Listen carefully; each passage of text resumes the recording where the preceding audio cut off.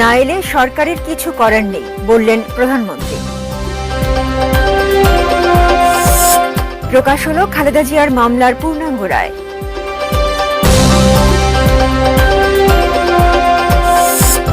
মামলার বর্তমান অবস্থায় খালেদা জিয়া নির্বাচন করতে পারবেন না বললেন সিইসি।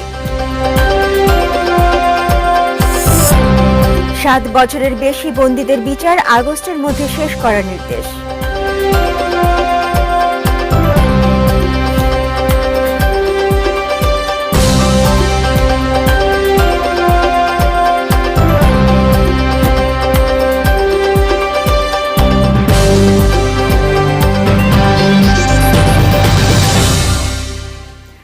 দেখছেন এটিএন নিউজ, সন্ধ্যা 7টা প্রাইম নিউজের সঙ্গে আছি আমি উর্মি আহসান। শুনছিলেন হোলসেম সিমেন্ট সংবাদ শিরোনাম। VSL Angle Channel HB VSL Bikrampur steel limited. এবারে পুরো খবর। নির্বাচনে কেউ না এলে সরকারের কিছু করার নেই বলে মন্তব্য করেছেন প্রধানমন্ত্রী শেখ হাসিনা। আজ বিকেলে সাম্প্রতিক ইতালি সফর নিয়ে গণভবনে আয়োজিত সংবাদ সম্মেলনে সাংবাদিকদের প্রশ্নের জবাবে তিনি একথা বলেন। ইতালি সফরকে সফল বলে উল্লেখ করে প্রধানমন্ত্রী এর বিভিন্ন দিক তুলে ধরেন। আন্তর্জাতিক কৃষি উন্নয়ন তহবিল ইফাদের সঙ্গে দেশের উত্তর পূর্বের 6 জেলার 25 উপজেলায় অবকাঠামো উন্নয়নে $92 মিলিয়ন ঋণ চুক্তি সই করার কথা উল্লেখ করেন তিনি। জানান, আগামী মার্চে বঙ্গবন্ধু স্যাটেলাইট উৎক্ষেপণ করা হবে। প্রধানমন্ত্রী দুর্নীতি মামলায় দণ্ডপ্রাপ্ত তারেক রহমানকে বিএনপির ভারপ্রাপ্ত প্রধান করার সমালোচনা করেন। দেশে থাকা বিএনপির কোনো নেতারই চেয়ারপারসন হওয়ার যোগ্যতা নেই কিনা এ নিয়েও প্রশ্ন রাখেন তিনি। সকল সাংবাদিকবৃন্দ আসসালামু আলাইকুম। আজকে গতবার ইলেকশন করেনি, আমরা জানতাম তারা ইলেকশনে আসবে, কিন্তু ইলেকশনে তারা আসেনি। এবারে যদি না আসে কোনো দল, সেখানে আমাদের করার কি আছে? আর যদি বলেন যে আমি শাস্তি দিয়েছি আমি তুলে নেবো, তা তো আমি পারবো না। এটা কোর্ট দিয়েছে, মামলা করেছে দুদক, আমাদের কিছু করার নাই। আর মাল্টিপার্টি সিস্টেম, এখানে বহুদলীয় গণতন্ত্র, কোন দল নির্বাচন করবে কোন দল করবে না সম্পূর্ণ তাদের দলীয় সিদ্ধান্ত। কিন্তু নির্বাচন সময় মতো হবে, জনগণও ভোট দেবে। 2014 সালে এত তাণ্ডব করেও যখন নির্বাচন ঠেকাতে পারেনি, তো ভবিষ্যতেও ঠেকাতে পারবে না। কাজে কেউ যদি বলে নির্বাচন করতে দেব না, এটা হচ্ছে গায়ের জোরে কথা, এটা বিএনপি বলতে পারে। জাতীয় সংসদ নির্বাচনকে সামনে রেখে যে কোনো জরুরি পরিস্থিতি মোকাবেলায় আনসার ও গ্রাম প্রতিরক্ষা বাহিনীকে সতর্ক থাকার নির্দেশ দিলেন প্রধানমন্ত্রী শেখ হাসিনা। তিনি বলেন, ভোট জনগণের মৌলিক অধিকার, যে কোনো মূল্যে এই অধিকার রক্ষা করতে হবে। সকালে গাজীপুরের শফিপুরে আনসার একাডেমিতে আয়োজিত কুচকাওয়াজে প্রধানমন্ত্রী এসব কথা বলেন। বাংলাদেশ আনসার ও গ্রাম প্রতিরক্ষা বাহিনীর 38তম জাতীয় সমাবেশ উপলক্ষে এই কুচকাওয়াজের আয়োজন করা হয়। এর আগে কৃতিত্বপূর্ণ ও সাহসী কাজের স্বীকৃতি হিসেবে আনসার সদস্যদের পদক পরিয়ে দেন প্রধানমন্ত্রী। পরে তিনি বলেন, অতীতে বিএনপি জামাতের জ্বালাও পোড়াও আন্দোলন থেকে মানুষকে রক্ষায় আনসার বাহিনী প্রশংসনীয় ভূমিকা রেখেছে। আনসার ভিডিপিকে দেশের সবচেয়ে বড় জনসম্পৃক্ত বাহিনী উল্লেখ করে এর প্রতিটি সদস্যকে সুশৃঙ্খল থাকার নির্দেশ দেন তিনি।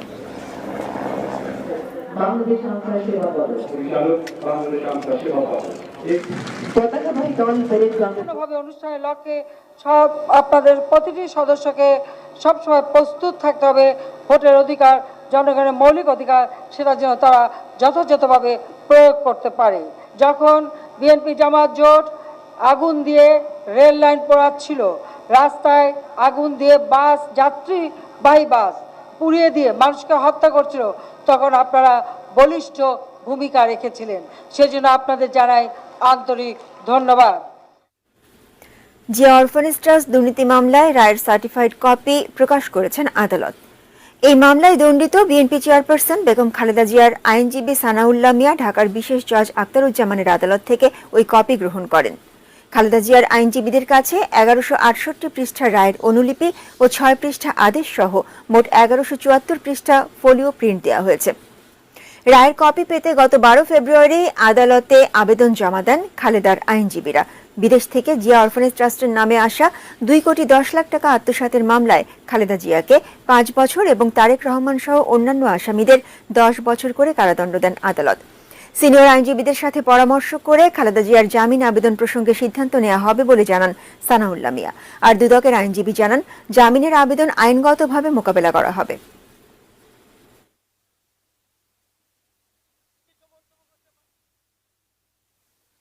আমরা আজকে 4:30টায় আমরা এই রায়ের কপি পেয়েছি। কালকে আমরা আপিল করতে পারবো কি পারবো না এটা এই মুহূর্তে বলা ঠিক হবে না, কারণ আমাদের সিনিয়র আইনজীবীগণ এইটা ঠিক করবেন।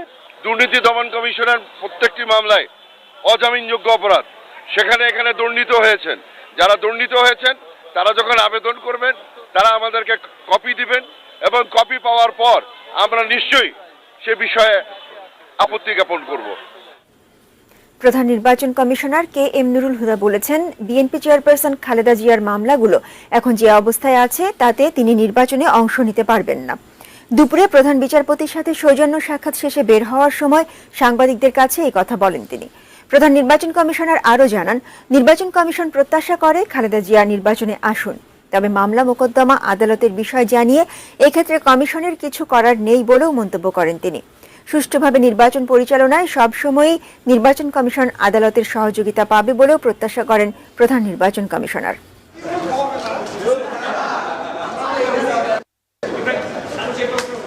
সামান্য জ্ঞানে যেমন এখন যে অবস্থায় না আছেন, এখন তো নির্বাচন করতে পারবেন না। আপিল যখন করেননি, এখন আছে পেন্ডিং, ওই অবস্থায় কনভিকশন তার আছে। তারপরে উচ্চ আদালতে গেলে কিরকম ডিরেকশন আসে তার উপরে নির্ভর করি আর কি আমাদের ডিসিশন হবে। আমি আশা করি যে এই সমস্যার সমাধান হবে, এটা আমি আশা করি। আমি এও আশা করি যে খালেদা জিয়া নির্বাচন অংশগ্রহণ করুক, সব সমস্যার সমাধান করি, সেটা আমি আশা করি, প্রত্যাশা করি। আর এখন কোর্টের যে ডাইরেক্টিভ সেটা আমাদের জন্য তো বাধ্যবাধকতামূলক মানতে হবে। খালেদা জিয়া নির্বাচনে অংশ নিতে পারবেন কিনা তা আদালতের এখতিয়ার, সরকারের বিষয় নয় বললেন সড়ক পরিবহন ও সেতুমন্ত্রী ওবায়দুল কাদের। সকালে সচিবালয়ে এক সংবাদ সম্মেলনে তিনি আরও বলেন, ৭ ধারা বাদ দিয়ে বিএনপি তার নেতাদের অবাধে দুর্নীতি করার লাইসেন্স দিয়েছে। এর মধ্যে দিয়ে দলটি নিজেদের ফাঁদে নিজেরাই পা দিয়েছে বলে মন্তব্য করে সেতুমন্ত্রী আরও বলেন, বিএনপি নির্বাচনে আসুক বা নাই আসুক, নির্বাচনের ট্রেন কারোর জন্য অপেক্ষা করবে না। দুর্নীতিবাজ লোক বিএনপি নেতা হতে পারে, বিএনপি নির্বাচনে বিএনপি প্রার্থী হতে পারে। এই প্রসঙ্গটি তারা বারবার এড়িয়ে দিচ্ছে, প্রশ্নের কোনো জবাব দিচ্ছে না। বেগম জিয়ার ইলেকশন করা না করা এই প্রশ্নে এখন সরকারের কিছু করণীয়, দল হিসেবে আওয়ামী লীগের তো প্রশ্নই উঠে না। এখানে যদি কোনো সিদ্ধান্ত নিতে পারে সেটা একমাত্র আদালত। বিনা বিচারে 7 বছরেরও বেশি সময় দেশের 8টি বিভাগের 68টি কারাগারে বন্দী থাকা 139 জনের বিচার আগামী 31 আগস্টের মধ্যে নিষ্পত্তি করার নির্দেশ দিয়েছেন হাইকোর্ট। সোমবার সুপ্রিম কোর্টের লিগ্যাল এইড কমিটির প্যানেল আইনজীবী কুমার দেবুলদে এই 139 কারাবন্দীর বিষয়টি আদালতের নজরে আনেন। শুনানি নিয়ে বিচারপতি এম ইনায়েতুর রহিম ও বিচারপতি শহীদুল করিমের বেঞ্চ স্বতঃপ্রণোদিত হয়ে এই নির্দেশ দেন। দীর্ঘ সময় বিচার না হওয়ায় 7 বছরেরও বেশি সময় কারাগারে আটক থাকা ব্যক্তিদের তথ্য চেয়ে 68টি কারাগারে গত বছরের 19 নভেম্বর চিঠি ইস্যু করে সুপ্রিম কোর্টের লিগ্যাল এইড কমিটি। আইনজীবী দেবুলদে জানান, ঢাকা বিভাগে 44 জন, চট্টগ্রামে 43, রাজশাহীতে 16, সিলেটে 12, রংপুরে 10, ময়মনসিংহে 8, খুলনায় 5 ও বরিশাল বিভাগে 1 জন সহ মোট 139 জন 7 বছরের বেশি সময় কারাগারে বন্দী আছেন।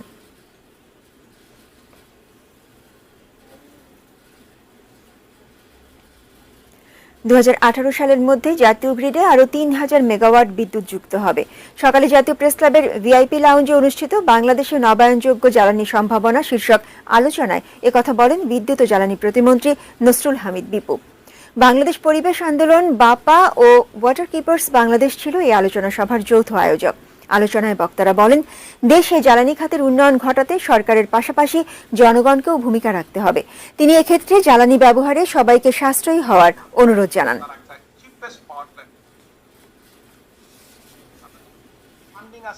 এবারে বাইরের স্টিল বিরতি নিচ্ছি, এরপর আরো থাকছে।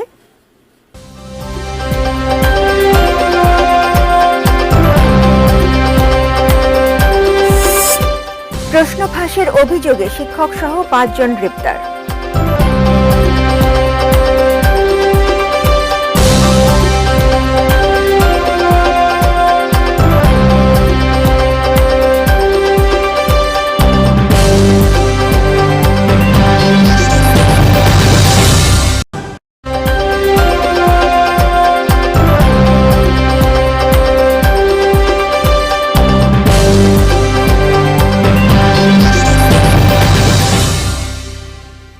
প্রাইম নিউজে আরও একবার আমন্ত্রণ। প্রথমে এক্সক্লুসিভ সাজেশনের প্রলোভন, তারপর মোবাইলে পৌঁছে যায় এসএসসি পরীক্ষার প্রশ্ন। এবার স্কুল ও কোচিং শিক্ষক সহ 5 জনকে গ্রেপ্তারের পর এমন তথ্য জানিয়েছে র্যাব। এমনকি গ্রেপ্তারের পরও তাদের স্মার্টফোনে আসছিল এসএসসি পরীক্ষার প্রশ্ন। এসএসসি পরীক্ষার প্রায় প্রতিটি বিষয়ের প্রশ্ন এবার পাওয়া গেছে শিক্ষার্থীদের মুঠোফোনে, খাতায়, শিক্ষার্থীদের হাতে, বাসে, সব জায়গায় প্রশ্ন ফাঁস হয়েছে। এসব ঘটনায় দেশব্যাপী আইনশৃঙ্খলা বাহিনীর অভিযানে গ্রেপ্তারও কম নয়। তবে কোনো কিছুতেই ঠেকানো যাচ্ছে না প্রশ্নপত্র ফাঁস। র্যাবের অভিযানে রাজধানীর উত্তরখান থেকে গ্রেপ্তার করা হয়েছে ক্যামব্রিজ হাই স্কুলের ভারপ্রাপ্ত প্রধান শিক্ষক তানভীর হোসেন, শিক্ষক মোহাম্মদ সজীব মিয়া, সৃজনশীল কোচিং সেন্টারের 2 শিক্ষক মোহাম্মদ ইব্রাহিম ও এনামুলকে। এদের কাছে প্রশ্নপত্র সরবরাহ করতেন হাসানুর রহমান ওরফে রকি। রকি উন্মুক্ত বিশ্ববিদ্যালয়ের শিক্ষার্থী, দীর্ঘ 4 বছর ধরে প্রশ্নপত্র ফাঁসের সঙ্গে জড়িত। প্রশ্ন ফাঁস করেই সে তার লেখাপড়ার খরচ চালাতো। এক্সক্লুসিভ সাজেশন দেওয়া হবে, যার ফলে, কারণ এইটা তো অনেকের মধ্যেই কিন্তু একটা থাকে, অবৈধ পন্থার দিকে অনেকেরই তো একটা আকর্ষণ থাকে। যারা এরকম পেতে চায় তারা আসলে এটা বুঝেই তার সঙ্গে যোগাযোগ করে ইনবক্সে যোগাযোগ করার পরে সে বাকি যে টার্মস অ্যান্ড কন্ডিশন যেগুলি আছে সেগুলি তাদেরকে বলে দেয়, এবং এক সময় ওইটাই বলে ফেলে যে প্রতিটি কোশ্চেন সে সরবরাহ করবে এবং কত টাকা তার মধ্যে দিতে হবে। প্রতিটি পরীক্ষার প্রশ্ন সকাল 8টা থেকে 8:30টার মধ্যেই পৌঁছে যেত রকির মোবাইলে, কিন্তু গণিত পরীক্ষার প্রশ্ন পরীক্ষার আগের রাতেই চলে আসে রকির কাছে। কোশ্চেন সরবরাহ করছে, ইনক্লুডিং কোশ্চেনটা সলভ করে দিচ্ছে। তারপরে লেয়ারটা থাকে যে ইন্ডিভিজুয়াল যে গ্রুপটা হয়, সে সাধারণত এই স্টুডেন্টদের কালেকশন করে, এই একটা লেয়ার। আর একটা হচ্ছে যে কোশ্চেনগুলি সলভ হচ্ছে, কিন্তু সলভ হচ্ছে এর সঙ্গে যুক্ত হয়েছে কোচিং সেন্টার এবং স্কুলের টিচার। র্যাবের এই কর্মকর্তা দাবি করেন, প্রতিটি পরীক্ষার জন্য আলাদা করে গ্রুপ তৈরি করে প্রশ্ন ফাঁস করে চক্রটি। পরীক্ষা শেষ হলে বন্ধ হয়ে যায় ওই গ্রুপটি, পাল্টে যায় গ্রুপের নাম, কিন্তু চলতে থাকে প্রশ্ন ফাঁসের মহা উৎসব। Sabbir Ahmed, ATN news, Dhaka. এবারে কুইক কনজিউমার ফুড বাণিজ্য সংবাদ।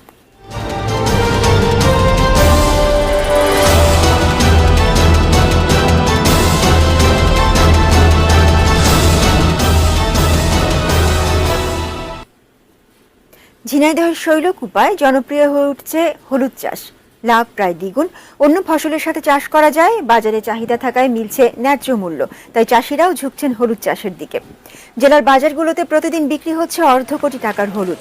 প্রকারভেদে প্রতিমন হলুদ বিক্রি হচ্ছে 800 থেকে 1150 টাকা দরে। জমিতে এককভাবে বা মরিচ, কলা, বেগুন সহ অন্যান্য ফসলের সাথে চাষ করা যায় হলুদ। বিঘা প্রতি খরচ গড়ে 25,000 টাকা। ফলন ভালো হলে 70 থেকে 80,000 টাকার হলুদ পাওয়া যায়। উপজেলায় এবার এককভাবে 270 হেক্টর এবং সাথী ফসল হিসেবে 50 হেক্টর জমিতে হলুদের আবাদ হয়েছে।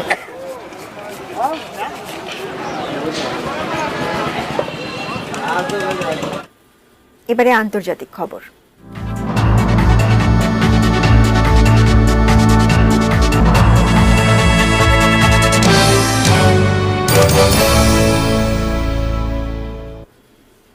পুরুষদের অনুমতি ছাড়াই ব্যবসা শুরু করতে পারবেন সৌদি আরবের মহিলারা। গত বৃহস্পতিবার এই ঘোষণা দিয়েছে দেশটি। রোববার তাদের বাণিজ্য ও বিনিয়োগ মন্ত্রণালয়ের ওয়েবসাইটে বিস্তারিত জানানো হয়েছে। পরিবারের পুরুষদের সম্মতি ছাড়াই সরকারি সুযোগ সুবিধাও পাবেন মহিলারা। এতদিন সৌদি আরবে কোনো মহিলা যদি কোনো শিক্ষা প্রতিষ্ঠানে ভর্তি হতে চাইতেন বা ঘুরতে যেতে চাইতেন কিংবা সরকারি কাজ করাতে চাইতেন, তাহলে তাকে পরিবারের পুরুষ সদস্যের অনুমতির ওপর নির্ভর করতে হতো। সেই পুরুষ অভিভাবক বাবা, স্বামী বা ভাই হতে পারেন। এখন থেকে তা আর লাগবে না। বেসরকারি খাতগুলোকে সংস্কার করার জন্য মেয়েদের কাজের সুযোগ বাড়াচ্ছে সৌদি আরব।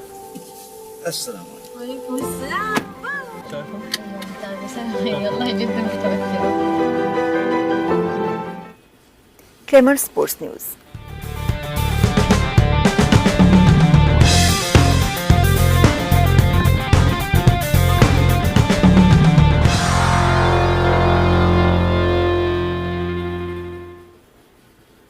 তিন ম্যাচ সিরিজের প্রথম টি-20তে দক্ষিণ আফ্রিকাকে 28 রানে হারিয়েছে ভারত। সফরকারীদের দেয়া 204 রানের টার্গেটে খেলতে নেমে 175 রানে থামে দক্ষিণ আফ্রিকার ইনিংস। এই জয়ে সিরিজে 1-0 এগিয়ে গেল ভারত। জোহান্সবার্গে টস হেরে ব্যাট করতে নেমে নির্ধারিত 20 ওভারে 5 উইকেটে 203 রানের স্কোর গড়ে ভারত। দলের পক্ষে সর্বোচ্চ ৭২ রান করেন শিখর ধাওয়ান। এছাড়া মানিশ পান্ডে ২৯, বিরাট কোহলি ২৬ ও রোহিত শর্মার ব্যাট থেকে আসে ২১ রান। দক্ষিণ আফ্রিকার অভিষিক্ত পেসার জুনিয়র দালা নেন ২ উইকেট। বিশাল স্কোর তাড়া করতে নেমে শুরু থেকে নিয়মিত বিরতিতে উইকেট হারাতে থাকে প্রোটিয়ারা।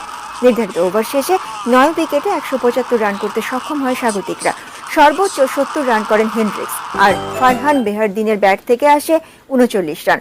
৫ উইকেট নিয়ে ম্যাচ সেরা হন ভুবনেশ্বর কুমার।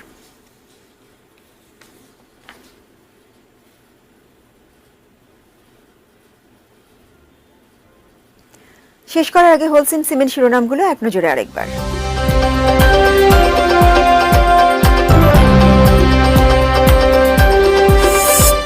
নির্বাচনে কেউ না এলে সরকারের কিছু করার নেই, বললেন প্রধানমন্ত্রী।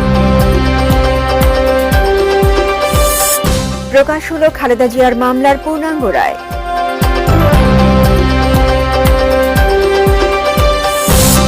মামলার বর্তমান অবস্থায় খালেদা জিয়া নির্বাচন করতে পারবেন না, বলল সিইসি। ৭ বছরের বেশি বন্দীদের বিচার আগস্টের মধ্যে শেষ করার নির্দেশ।